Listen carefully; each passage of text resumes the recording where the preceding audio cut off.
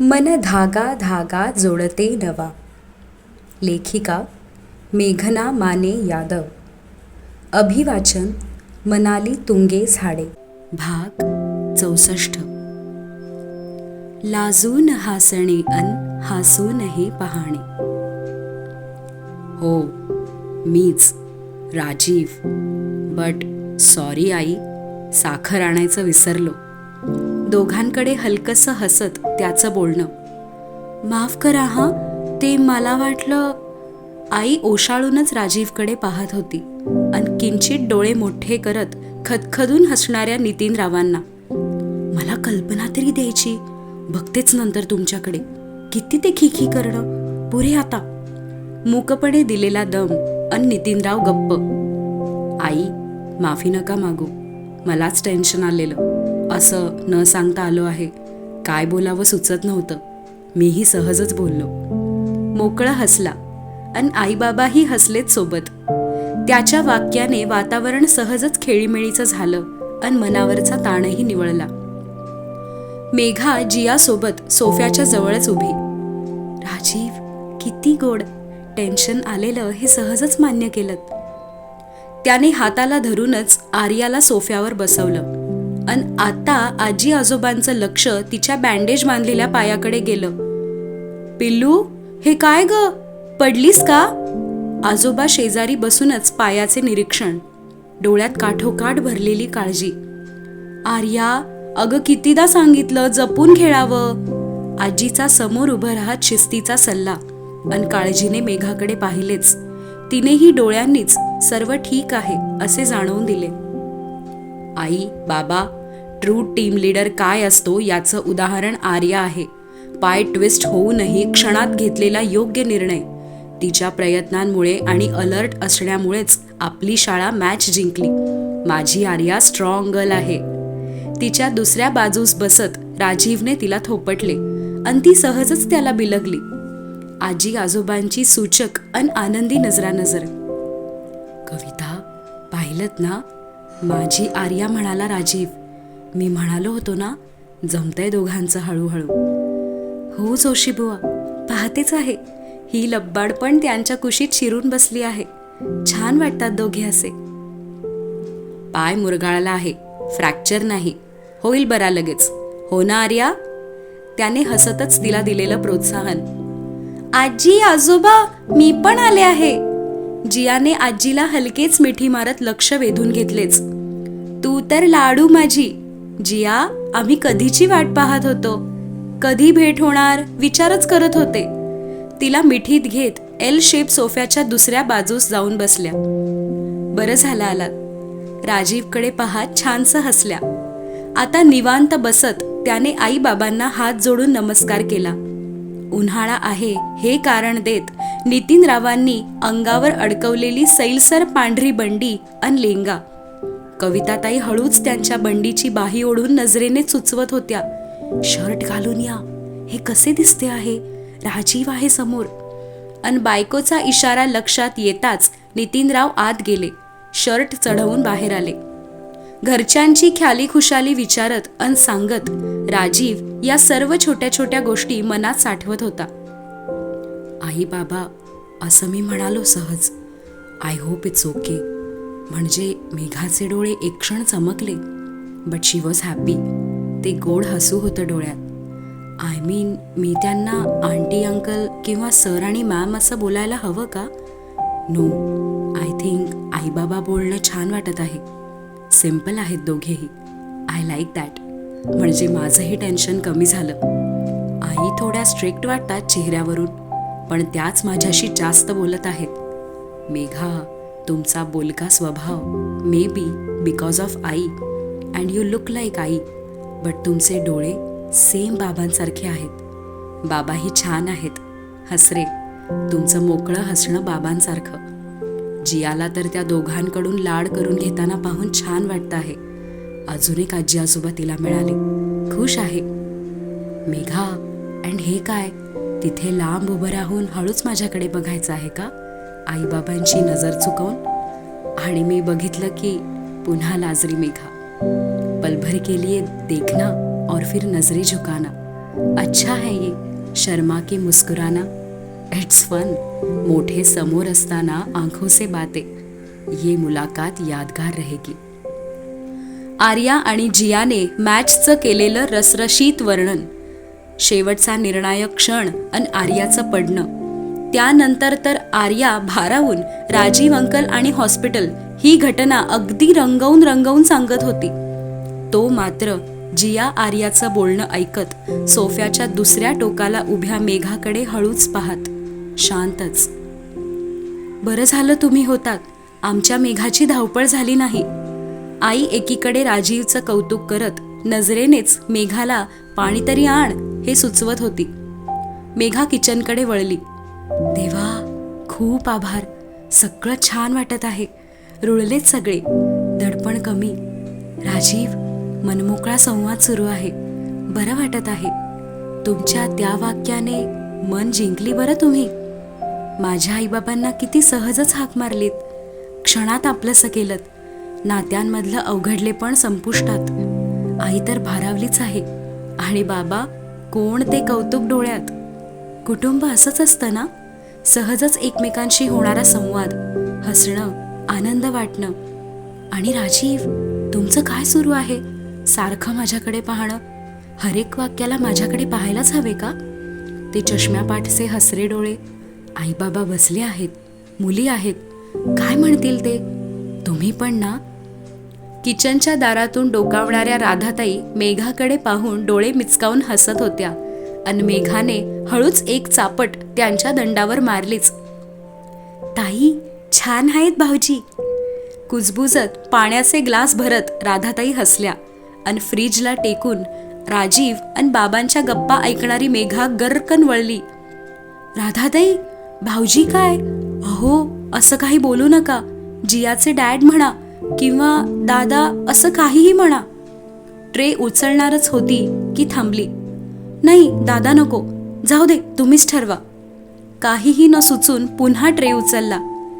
हा, चोराच्या मनात चांदण. ताई, दादा नाहीच म्हणणार मी.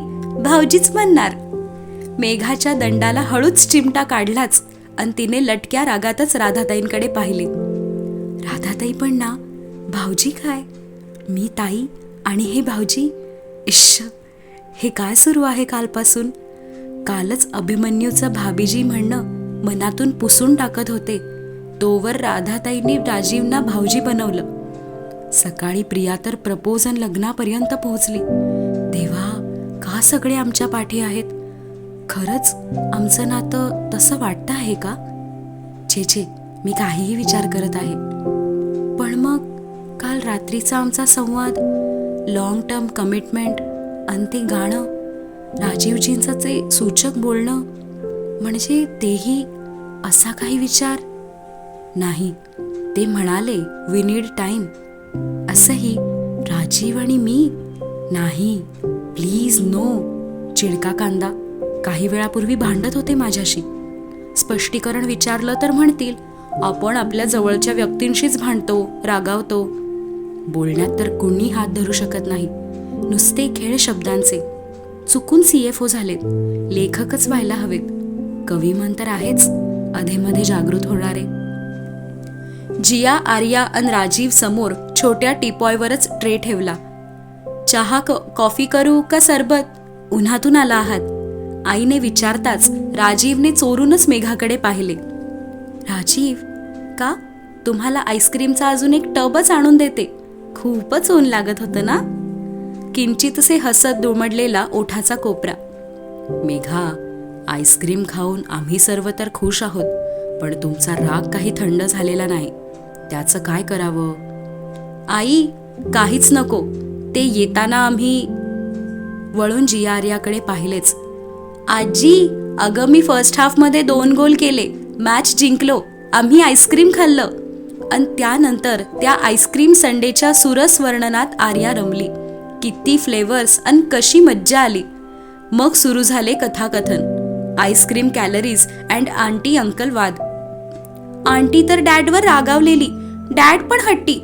आंटीचं ऐकतच नाही. जियाच्या बोलण्यावर राजीवने घोट घेतलेल्या पाण्याचा ठसका लागणारच होता, पण कसाबसा सावरला. जिया, त्याचे सौम्य दटावणे. जिया, मम्माला तर सवयच आहे ओरडायची. अंकल, तुम्ही लक्ष नका देऊ, ती तरी कुठे तुमचं ऐकते, सारखी चिडते तुमच्यावर. आर्याने अंकलला दिलेला भक्कम सपोर्ट.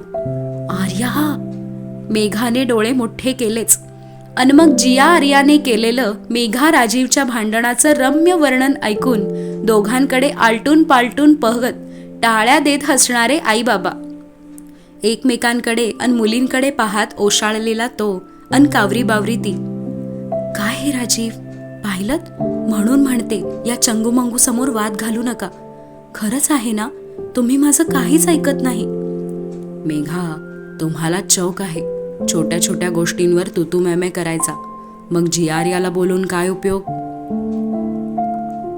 आर्या बेटा, दमली आहेस, फ्रेश हो, चेंज कर. आर्याच्या पाठीवरून हात फिरवत मेघाला नजरेनेच सांगितले. तिला रेस्ट करू दे. मेघाने पुढे होत आधार दिला तर सोबत जियाही उभी. आंटी, चल आपण दोघी नेऊ तिला. अंकल, जाऊ नका हां, मी आलेच, असं म्हणत पुन्हा एकदा मिठी मारलीच. आहे मी थोडा वेळ, ये तू फ्रेश होऊन, त्याने समजावले. फूट सपोर्ट आणि क्रेप बँडेज सोडवून आर्याला मस्तपैकी कोमट पाण्याने स्पंजिंग करून घेतले. गुडघ्याच्या जखमेला 1 दिवस तरी जपावे, लगेच पाणी लागायला नको. घरातला सुटसुटीत नाईट ड्रेस घालून बेडवर विसावली अन जिया तिच्या जवळ. मेघा आर्याचे आवरताना सर्व मदत जियाचीच. टॉवेल भिजवून दे, पिळून दे, ड्रेस शोधून दे. जियासमोर कसे आवरू म्हणून किंचित आढेवेढे घेतले आर्याने. मी डोळे बंद करते आणि पाठ फिरवून बसते, ओके? जिया हसतच वळून बसली अन मेघा दोघींची ही मस्ती पाहण्यात मश्गुल. दोघींना तिथेच सोडून मेघा बाहेर येतच होती की आईने बेडरूममध्ये बोलावले. मेघा, अगं कल्पना तरी द्यायची, राजीव घरी येत आहेत. आई, अगं मी थोडंच बोलावलंय, आर्याचा हट्ट खाली पोहोचल्यावर, म्हणून तर आले ते वर, मग आधी कसं कळवणार? मेघा नजर चोरतच बाहेर निघाली. अच्छा, जसं काही तुला आवडलंच नाही त्यांनी घरी येणं. मेघाचा चेहरा ओंजळीत धरून डोळ्यांचं निरीक्षण. आई गप ना ग, का छळतेस? चेहरा सोडवून खिडकी बाहेर बघत उभी. कारण आवडतंय तुला माझं हे छळणं. तिची वेणी हलके ओढली. आई, असं काही नाही. हो का? ये इथे. हाताला पकडून आरशासमोर उभं केलं. बघ समोर, ही लाजेची लाली घरात पाऊल ठेवलेस तेव्हापासून गालावर आहे. मायेने डोक्यावरून हात फिरवला. त्याने पाहिलं की तू लाजावस अन लाजून पुन्हा हसावं. हे काय सुरू आहे? आईला मिठी मारत मेघाने डोळे मिटलेच अन आई गुणगुणू लागली. लाजून हासणीयन हासून ते पहाडी, मी ओळखून आहे सारे तुझे बहाणे, मी ओळखून आहे सारे तुझे बहाणे. आई, जाग. मिठीतून सुटत दूर जाऊन उभी. मी जाते, ये बाहेर लवकर, तुझ्या मिस्टर मेहरांना चैन पडायचं नाही. कानात कुजबुजत आई बाहेर निघाली. आई, डोळे मोठे झालेच अन पुन्हा मनातच हसले. ती पुन्हा वळून आरशासमोर उभी. पापण्या उचलून पाहायचा धीर होईना, पण न पाहता मनही राहावेना. क्षणभर पाहिले. स्टेडियममध्ये तिच्यावर रोखलेली त्याची नजर आठवली. डोळ्यात खोल डोकावत प्रश्न करणारी. मेघा, काय आहे हे? नथिंग. स्वतःच स्वतःला दिलेलं उत्तर, नजर झुकवतच. नथिंग मेघा, नक्की का? मग त्यांच्या एकाग्रपणे पाहण्याने हृदयाची धडधड का वाढते? का शहारा येतो? नजर नकळतच का झुकते? श्वासही अडकतोच. हे काय होतंय मला? मनाशीच हसली, लाजली. सबस्क्राईबने मिळेल प्रोत्साहन, लाईक देईल समाधान, अन शेअर केलेत मैत्रिणींसोबत तर आमच्या आनंदाला येईल उधाण.